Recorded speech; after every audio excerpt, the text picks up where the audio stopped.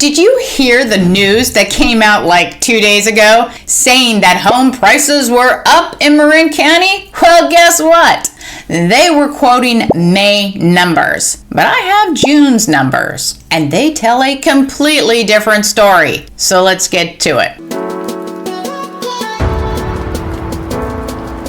California news. For a bigger picture, let's start with California news. Mortgage rates have stabilized and decreased slightly after the April-May spikes. The supportive Treasury market is expected to reduce rate volatility, bolstering housing demand before school starts. Rising inventory is relieving competitive pressure, beneficial for home buyers with improved rates. And that's the same picture we have going on here in Marin. By the way, I'm Karrie Hill, lawyer turned realtor, and if you're thinking of buying or selling a home in Marin, I've lived in Marin County nearly 30 years, raised 3 children here, and I offer a value package that no other Marin agent can match. I'd love to help you make a smart move. Just email me. Now, on to the Marin County news. Sold homes. Let's start with the homes that sold during June. Of the 217 homes that sold, 100 homes closed below list price with an average of 9% below list. 23 homes closed at about list, and 94 homes closed above list price with an average of 10% above list. How do those numbers compare to prior months? Those are weaker, with more homes selling below list at a higher decrease and fewer homes selling above list at a lower increase. By the way, if you want to take a closer look at what's been happening month to month in home sales, or if you want to see all the homes that sold in Marin last month, complete with the addresses and the math regarding selling above, at, or below list price, I provide that in my monthly newsletter. And I will be sending that out for June stats very soon, like tomorrow. You won't find that information anywhere else. So if you would like a copy of that newsletter, just email me with the subject line newsletter. All right.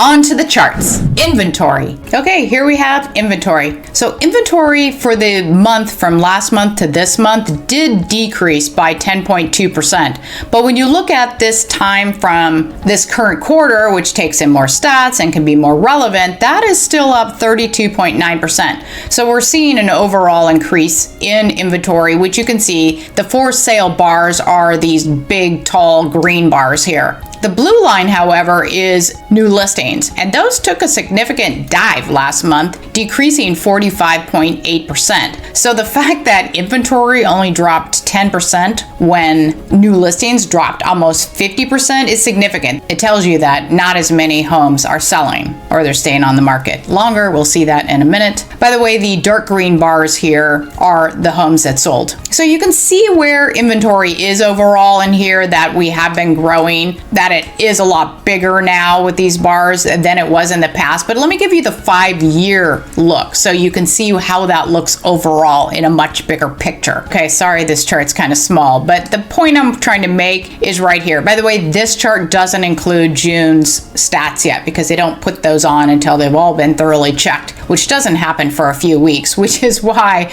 some places don't report this information early, because it's not fact checked down to the last little bit. But they are very small changes overall, so I don't worry about that. Okay, so you can see that this level of inventory is about the same as it was 2 years ago. So we're really well above last year, and hopefully we'll be headed more for these kinds of peaks, which we've had in the past in more normal markets. Days on market. And here's the days on market information.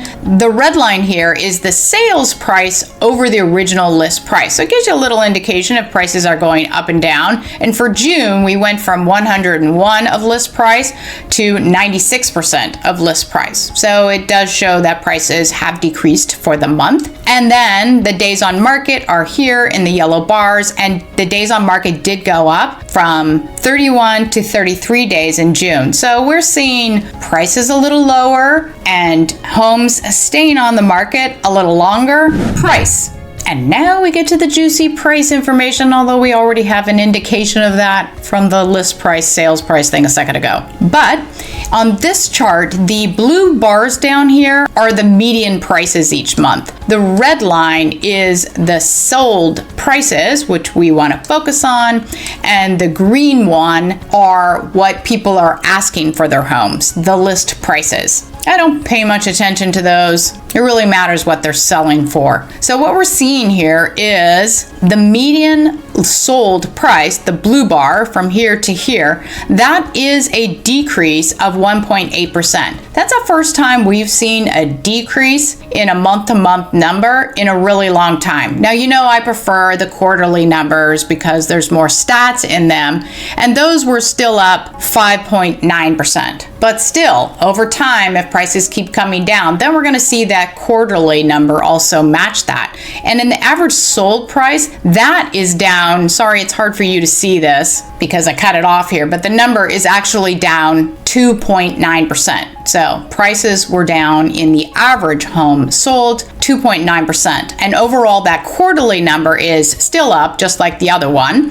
And again, you can't see it, but that quarterly number is still up 6.6%. Price per square foot. And for a little bit more pricing context, let's look at the price per square foot. You all know I love this just because it helps even out how difficult the numbers are in Marin because we have such a wide range of prices, which can skew average sold prices and median sold prices. So what do we have here? We can see that the price per square foot did decrease from May to June, and that decrease represents 0.6%. Overall, though, for the quarter, price per square foot is still up 3.4%. Okay, overall, all the evidence is pointing to a weaker market, potentially becoming a shift from a seller's market to a buyer's market. Just to rewind a bit, when interest rates rose a couple of years ago, everyone expected home prices to drop, typically about 10% for every 1% increase in mortgage rates. But that didn't happen,